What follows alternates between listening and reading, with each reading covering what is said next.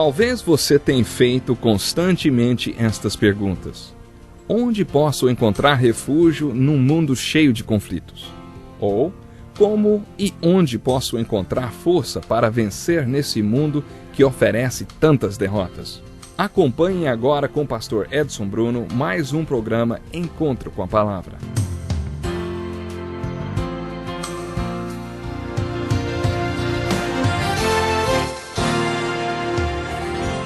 Seja bem-vindo a mais um Encontro com a Palavra. Se esta é a primeira vez que você ouve nosso programa, precisa saber que nele estudamos todos os livros da Bíblia. Iniciamos nosso curso com o livro de Gênesis e agora estamos estudando no Novo Testamento a primeira das epístolas gerais, o livro de Hebreus. No último programa fizemos uma introdução desta obra-prima misteriosa do Novo Testamento e hoje descobriremos preciosos ensinamentos para a nossa vida. Um ponto importante que não podemos esquecer é que a mensagem e toda a argumentação deste livro enfoca Jesus Cristo. E para tirarmos o máximo de sua leitura, devemos nos guiar por 3 palavras-chave. Antes de dizer quais são elas, quero compartilhar algo com você. O livro de Hebreus, assim como o de Romanos, sustenta uma mesma argumentação do começo ao fim.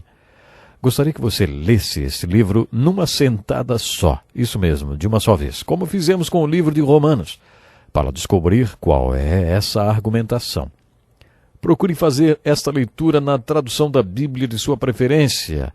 Hoje temos à nossa disposição várias traduções muito boas. Desligue tudo e dedique algum tempo a esta leitura. Dedique uma noite para a leitura deste livro inspirado.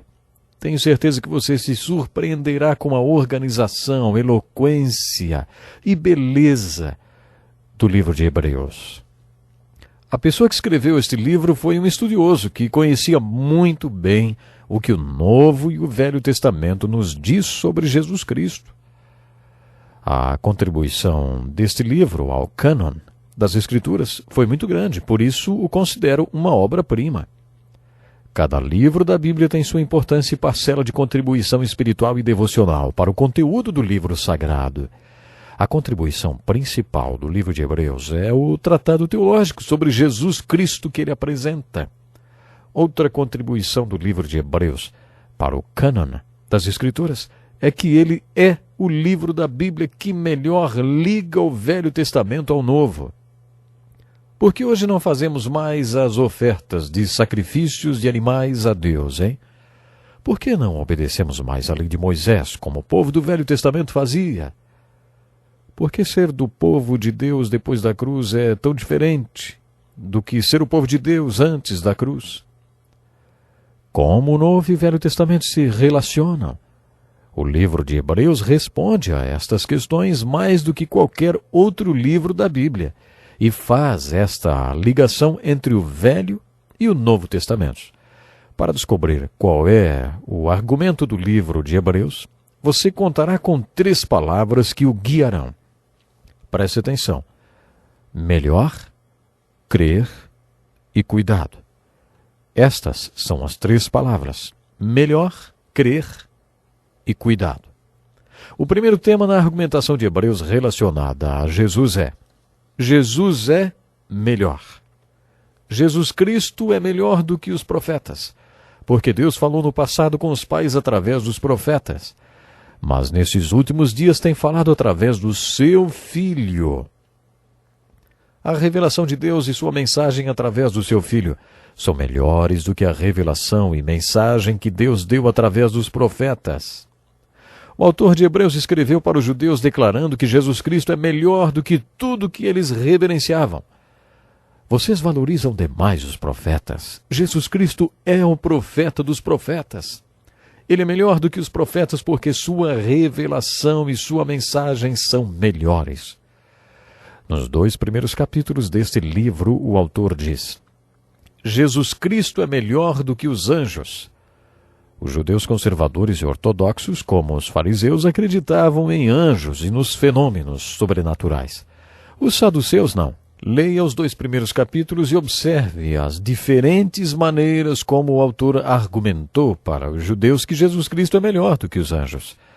Parece que o autor nem precisava defender a existência dos anjos. Ele assumiu a existência deles quando disse que Jesus é melhor do que os anjos.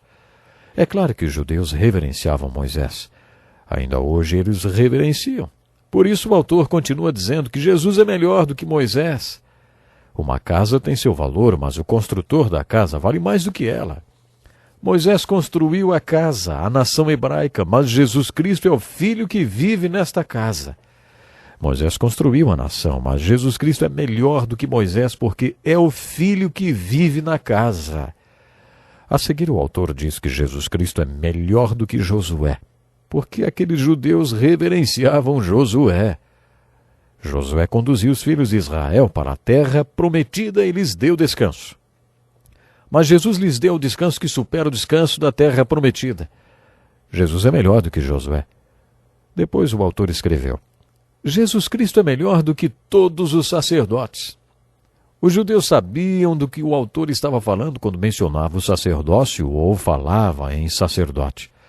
Havia o sacerdócio arônico e o levítico. Eles sabiam tudo sobre o sacerdócio e sobre seu sistema de sacrifícios. A partir do capítulo 5, o autor argumenta que Jesus é melhor do que todos os outros sacerdotes. Depois de falar sobre sacerdócio, o autor fala sobre alianças. Havia a aliança de Noé, a de Abraão, a de Moisés e a de Davi.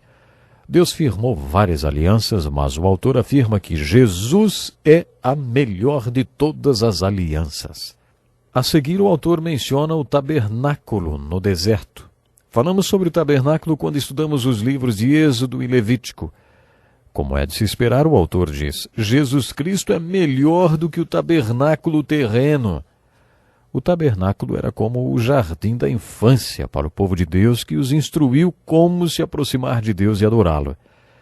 Mais tarde, o templo de Salomão foi construído nos padrões do tabernáculo. Os utensílios e os procedimentos adotados no tabernáculo foram seguidos também no templo de Salomão.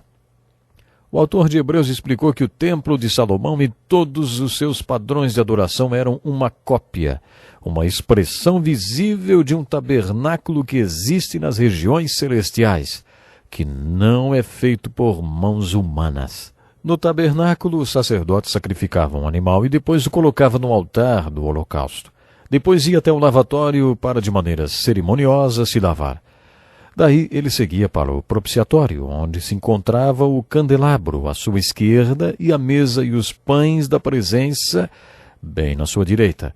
Quando o sacerdote ficava ao lado do candelabro, agradecia a Deus pela revelação da palavra dada ao pecador. Depois, na mesa da propiciação, o sacerdote agradecia a Deus pela provisão diária do pecador. O sacerdote então dirigia-se diretamente para o altar do incenso, onde fazia uma oração intercessória em nome do pecador, que permanecia à entrada do tabernáculo. Uma vez por ano, o sacerdote entrava no Santo dos Santos, enquanto todo o povo se reunia do lado de fora do tabernáculo. O sumo sacerdote levava o sangue e ia além do véu do Santo dos Santos, onde oferecia o sangue pelos pecados de todo o povo. O autor de Hebreus declara que este foi um modelo do que aconteceu no céu quando Jesus Cristo morreu por nós. Quando Jesus Cristo, sumo sacerdote, morreu na cruz, intercedeu pelos pecados e pelos pecadores de todo o mundo. Como sumo sacerdote, quando ele chegou ao altar de incenso, intercedendo pelos pecadores do mundo, passou pelos santos dos santos no tabernáculo dos céus, que não foi feito por mãos humanas. Mas Jesus não ofereceu o sangue de um animal. Ele ofereceu o seu próprio sangue. A partir do momento que Jesus, como supremo sumo sacerdote, fez isso, não foi mais necessário o sacrifício de animais para a expiação dos pecados do mundo. O sacrifício de Jesus, com o derramamento do seu sangue, substituiu o sacrifício de animais feito pelos sacerdotes dentro daquele sistema sacrificial. Portanto, o que o autor de Hebreus está dizendo é que Jesus é melhor do que o tabernáculo no deserto. Jesus Cristo é melhor do que o templo de Salomão, porque ele cumpriu tudo que estava representado no tabernáculo e no templo de Salomão. Muito bem, acabamos de fazer um voo panorâmico sobre o livro de Hebreus e agora temos uma visão geral da argumentação deste livro. Foi com esse objetivo que pedi que você desligasse tudo e dedicasse algumas horas para ler este livro numa tradução da Bíblia que fosse fácil para você entender e que pedisse ao Espírito Santo que abrisse seus olhos, ouvidos e coração para que você entendesse a mensagem deste livro. Quando o pastor Dick Woodward estava no seminário, ele teve como professor de hebraico um judeu convertido, um judeu messiânico. Aquele homem era um grande teólogo, formado também em arqueologia e um dos maiores conhecedores de linguística. Ele também era um dos maiores doutores da língua hebraica. O curso com esse professor era muito puxado, mas muito bom. E o pastor Dick diz assim: eu sabia que afinal haveria um exame muito difícil e por isso estudei muito. O professor tinha a fama de ser muito exigente nas provas. Ele costumava dizer que o seminário não era um acampamento, era uma faculdade. E se algum aluno não tivesse um desempenho satisfatório em hebraico, repetiria independentemente de quem fosse. Parecia que aquele professor não tinha coração. No dia da prova, o professor andou pela sala e escreveu no quadro negro: descreva a argumentação do livro de Hebreus. E depois ele saiu da sala. É claro que ninguém podia consultar a Bíblia. Eu usei as 4 horas de prova para escrever páginas e páginas e depois achei que tinha entregue um tratado, um clássico sobre o livro de Hebreus. O tempo passou e a prova não foi devolvida. Um dia, eu encontrei o professor no corredor com a pasta cheia de provas. Quando o professor me viu, ele me disse: Dick, eu quero falar com você. Já estudei muita coisa nessa vida, mas nunca tinha visto nada igual. Leia meus comentários na sua prova e depois venha falar comigo, hein? Na primeira página, o professor escreveu em vermelho: ortografia. Na segunda, escreveu também: ortografia. Na terceira, ele escreveu: você tem péssima ortografia. Venha falar comigo. Com tudo que eu tinha escrito, as observações do professor foram somente sobre a minha ortografia. Mas isso não fez da minha prova um clássico do livro de Hebreus, não. Só que eu aprendi que o livro de Hebreus possui uma argumentação coesa. Eu sugiro que você dedique um sábado, nem precisa ser um final de semana inteiro, para ler o livro de Hebreus. Não leia sob uma perspectiva teológica, mas devocional. Depois descreva em detalhes a argumentação do livro. Vai ser importante. Até o próximo programa. Que lição importantíssima. Obrigado, pastor Edson Bruno. Prezado ouvinte, coloque em prática o que você ouviu aqui. Sem dúvida, sua vida será grandemente abençoada. Este é um estudo escrito pelo Dr. Dick Woodward, na voz do pastor Edson Bruno. Escreva-nos e solicite o material. Nosso endereço é Encontro com a Palavra, Caixa Postal 2011, CEP 89201-970, Joinville, Santa Catarina. Até o nosso próximo Encontro com a Palavra.